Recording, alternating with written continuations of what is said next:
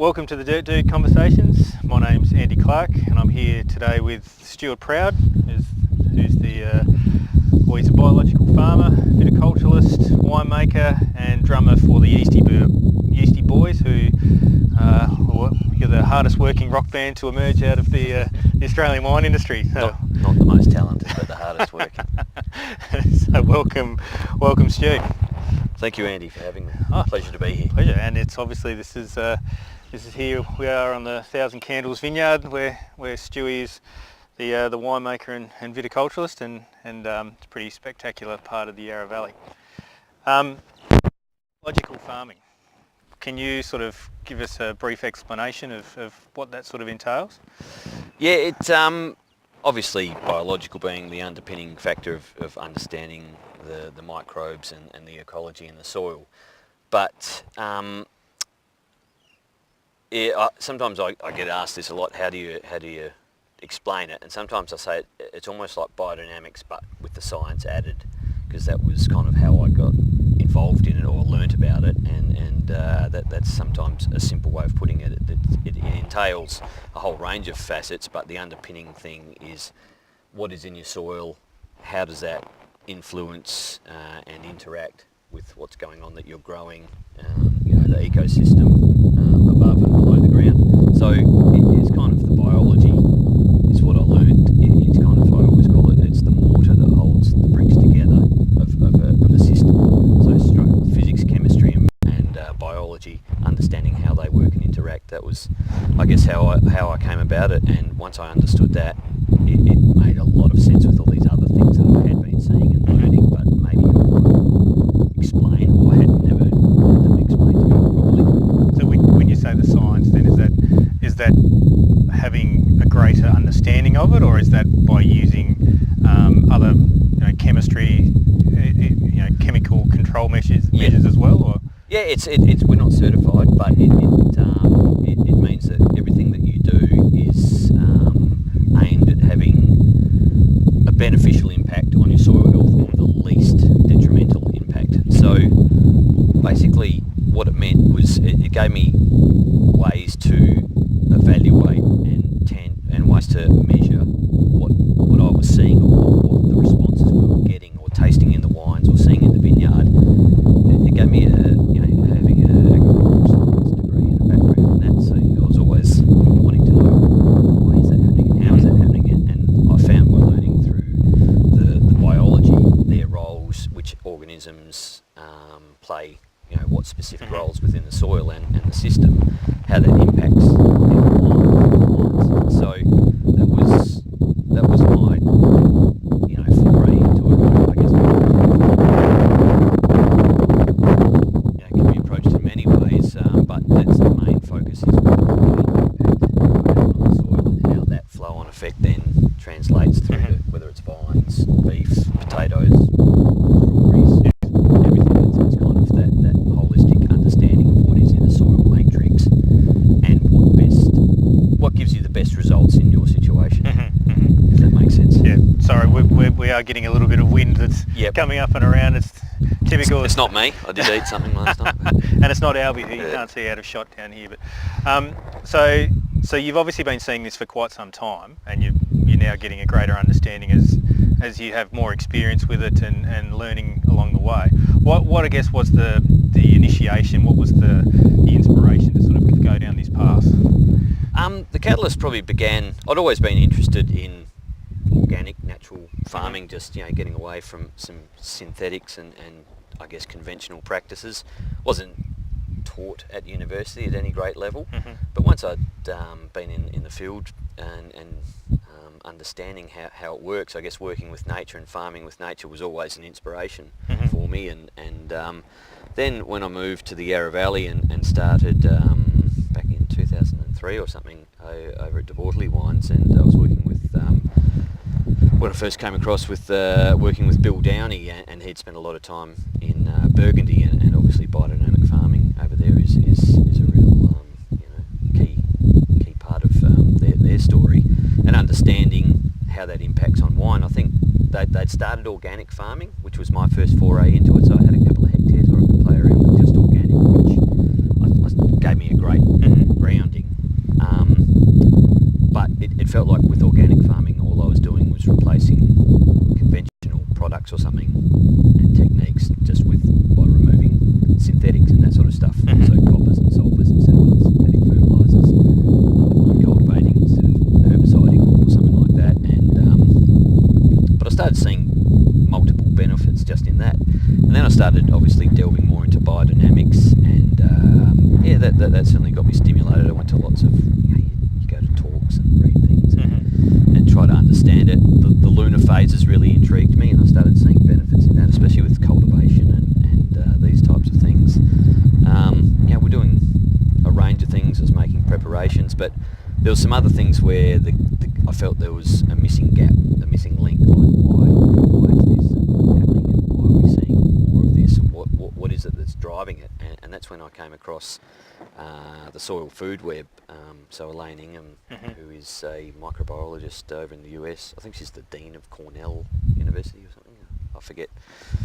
But yeah, I started doing a lot more of that and understanding, like I said before, the science, the microbiology of what is inside the soil, and that was the penny drop moment for me. I realised all these things I'd been seeing in the soil was a result of having a healthier biology in the soil and an ecosystem, and then I found we could measure it. There was ways to send it off things, and you could get actual tangible results, which resonated with me, because then you could have a base level, and I guess that way you could, you'd have your hypothesis, but you could also reference it back and test it and see if these results were coming. I mean, true. Obviously, it's a very, like you said, it's a holistic system approach, and it's quite a complex approach. But if someone was to look at moving into that sort of more biological approach, what are sort of some of the ways that I guess you could start looking at, simple ways of starting to take that approach? Normally with me, and having done this for a while, and I used to do a lot more consulting, but I'm tied up now with a lot more winemaking and whatnot. But you would approach people, and straight away you could always see the soil and everything. You sort of got a good understanding of what your baseline levels were going to be when you came to a place that maybe had been running a very conventional program for a long time. You had to get them thinking differently for a start, and so introducing things like natural products such as seaweeds, fish hydrolysates, humic acids, bioflavonoid complexes, all these simple things which they could incorporate into their program, yet not impact massively on, they didn't have to do a full 180 or completely forget everything that they've done and turn it around. So understanding how you then give plants what they need in smaller doses but more regularly. Laying off, more or less trying to really minimise the harsher chemicals, not having a scorched earth policy, and sort of trying to achieve the simple things that basically the more that's happening above the ground, the more that will feed your system below the ground. Just simple things that people overlook that are very easy to do. Soil aeration, just things that aren't costly, they're not time consuming, but you can start seeing results. And you can incorporate it into your current program. Yeah, and it doesn't, it's not rocket science, it's not costly, and it's a big thing that I've really worked hard on, and it's a really good proof, I guess, and evidence of you can run properties, systems, whatever you want to call them, you can run them at the same cost, but the benefit can come on through value adding, whether it be a higher quality product you can charge more for, or just overall quality in your produce, the health of the soil, reducing water use, or improving water infiltration, all these net benefits, but it can be completely economically sustainable as well, if not more beneficial than conventional. And what sort of time frames do you think you have before you start seeing that real impact in that?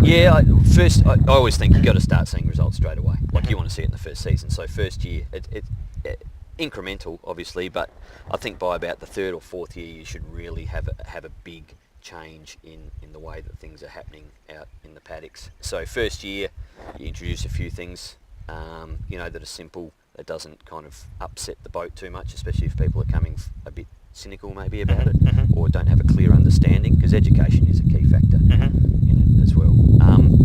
Sort of first, second year, I think you start steering the ship to another direction, and then sort of third, fourth years you can really see that benefit.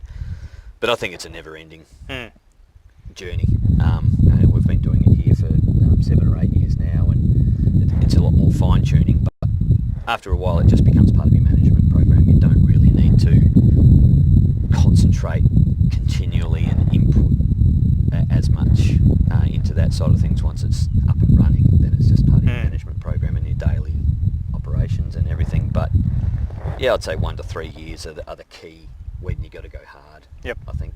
So if you're saying you're on a 7 or 8 year journey here, what are some of the lessons you've learnt probably the hard way, and sort of what have you gotten out of them? I guess it's a journey from over the years, not just the 7 or 8 years. This is when I've probably really been able to push the system the hardest. I think like lots of, doesn't matter if it's biological or organic or whatever, I think sometimes managing weed issues and competition and that sort of stuff can start to become quite difficult if you're trying to do it on mass scale. And obviously the weather's probably, machine breakdowns and weather are two of those things that I think anyone in farming Makes you pull your hair out. basically. But yeah, trying not to bite off more than you can chew, I think, is probably one lesson I've learnt. Like, you can't just go, right, let's roll it out across 100 hectares in one go. Like, you can say, let's do 10 hectares a year. You're better off to get good results consistently and then work your way through it, and then you sort of cover it. Well, just as much as proof of concept to yourself, Yep.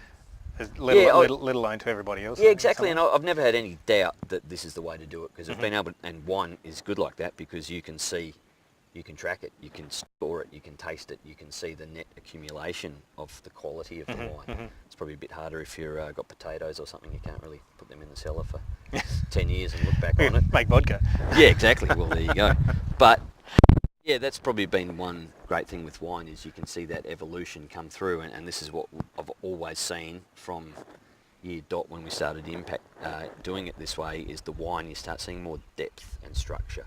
You get a bit more complexity, and you get a whole lot more happening in the glass or in the bottle versus other wines. So I've kept wine from when I've split blocks, 2 hectare blocks, done 1 hectare conventional, 1 hectare more in my sort of style of farming, and it's a good way to track your progress, I think. And obviously each year is different, and that gives you a great ability to buffer against those tough years. I think once you've got a really good, healthy system happening, your ability to see through long hot spells or ride out, high disease pressure and wet periods.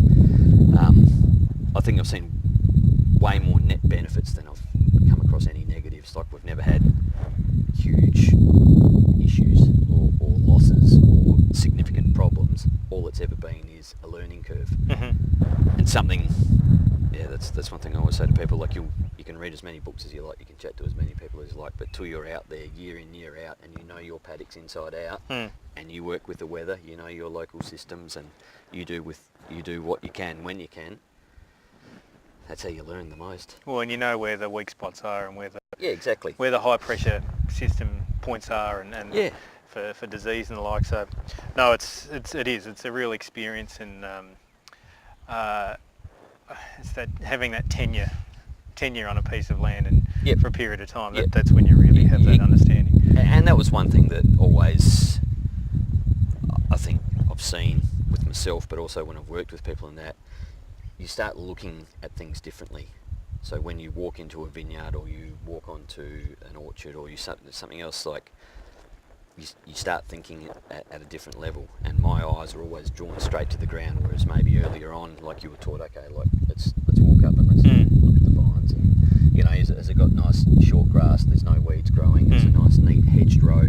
There's a real shift in mentality, I think. It's like, well, that's going to make great wine. That'll make nice wine, but I don't think it really makes truly expressive wine from where you're coming from. So that's, it's an evolution and it's a journey, but I think I've been doing it for so long now, that's how I think. So sometimes it's good chatting like this, because it makes you think back to where you've come from, which... Oh yes, it was very much, I guess when we started, it was very much a slash and burn approach to it, and it was all about maximum output, and not necessarily minimum inputs, but it was very much that conventional approach that had been going for quite some time. Yeah, a very sort of mechanical kind of production orientated thing. I remember back at university, I'd struggle to remember anything that was learnt through soil health and biology other than knowing that you had to have organic material in your soil. And apart from that, it was all chemistry and physics. Whereas I think that biology plays such a massive role, and I really hope that the next generation of people coming through, some more of that is emphasised. And I think there's a huge amount of science out there. There's a lot of cynics. It's easy to be cynical, but you can find just as much proof to back up these systems and this methodology. And one thing I always like to say to the cynics is, forget the, if you think it's clean or green or environmentally friendly or whatever you want to call it, look at the bottom line. We've been able to, from this place, we've kept the same per hectare running cost for 7 or 8 years. We've doubled the value of the fruit we sell, which per tonne makes a huge impact. So we've been able to run this vineyard several times at a profit, which in a cool climate, breaking even sometimes seems like that's about as good as you're going to get, but we've been able to run the vineyards at a profit. Obviously the yield plays a role in that, which is the weather, but the thing is people are prepared to pay, I think, for quality, and that's where the value add is. So we've spent no more than if we were farming in a conventional sense. The value add is there. People want to buy that fruit, and I think it helps them sell the wines. And it helps us sell the wine for sure. And I think that's important, as particularly with the Australian market, where we're looking at moving into a more premium product as a national entity. That getting that value for money return is really important to ensure that we are getting our foothold in that global marketplace in that higher end. And it's I guess there's lessons to be learned from a whole range of things, but when you've got quality and you get it consistently, I think that becomes a whole different argument and a whole different ball game, because people are then buying into what you're doing at a farm level, and I think it doesn't matter what you're producing these days. People want to know what's happening, out in the paddocks, where out on the farms. Where's my food coming from? How is it grown? How is it produced? And I think a greater awareness and a greater understanding is paramount in that, and also as well the fact that we're here for a finite time, and if you just keep that slash and burn policy happening, then there's only one way where it's going to head. And that's what I've seen as well, having farmed that way. You start a vicious cycle. You basically create problems for yourself because you're trying to run this sort of sterile monoculture system rather than trying to work with nature and have it impact at a beneficial level. So you're just trying to encourage and facilitate all the good guys out there, create an environment that's there. You're not necessarily importing them or injecting them into the soil. You're basically trying to enhance what is indigenous out there and create a more favourable environment for them to proliferate in. And that's probably back to what you're saying. What do you learn from that? That's one of the key things I've learned, is there's no point going out trying to buy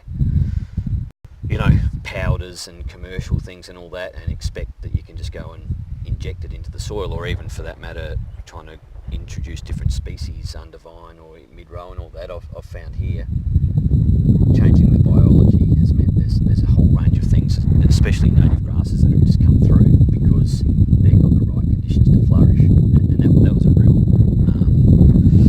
I think a real key point when I was learning it initially was it is the biology that will dictate some of these species that grow out in the paddocks. Doesn't matter what you're growing, but they don't, the weedy, annoying kind of plants don't like a complex soil matrix. They want a very sterile, simple, bacterial dominant,